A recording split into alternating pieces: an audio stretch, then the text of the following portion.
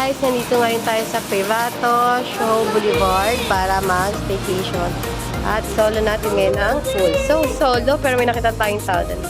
Stop po siya. Ayan, sige din. Lamig, sarap. At si ate.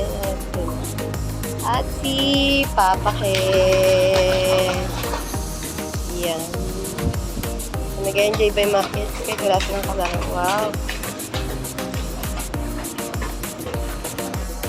Ako ang bida sa video. Char. So, ayun siya.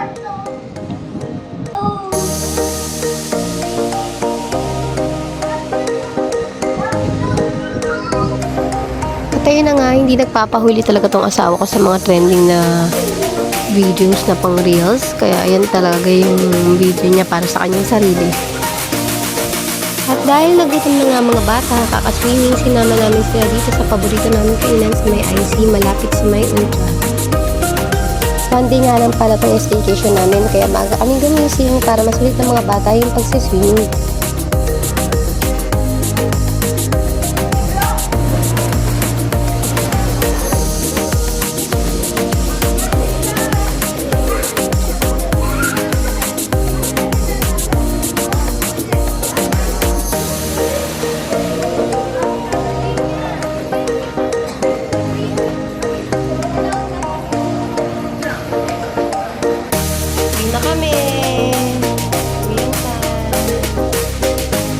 At dahil malapit lang yung Privato sa SM Mega Mall, dumaan muna kami para maglaro ang mga bata at magsumba. Pagkatapos nito, tumuloy kami dito sa may tapat lang ng SM Mega Mall para kumain. Dito yan sa may St. Francis. So, ito daw yung dinarayo na fried chicken. Actually, ang dami ng tao. Buti na lang nauna kami ng konti. After yan talagang sobrang daming tao. Tsaka wala ko ng mukwan.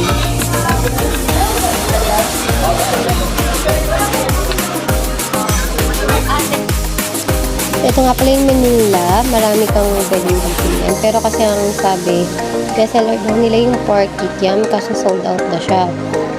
At dahil doon, nag-order na lang kami ng chicken. Chicken lang naman ang mostly na-order ng mga bata. And then, siomai. Then, sa akin, sweet and sour fish. Favorite ko kasi yan. Nag-order nga din pala kami ng pansit. Pero kasi medyo natagalan siya. Kaya na-late talaga siya. Sobrang daming tao lang talaga. Pero masarap naman yung pagkain. At ayan na po ang aming simpleng staycation dito yan sa may Privato. So maganda din talaga nagkakaroon ng quality time with the kids para nagkakaroon din ng bonding moments kasama sila. So, yun lang. Don't forget to like and share and subscribe. Bye!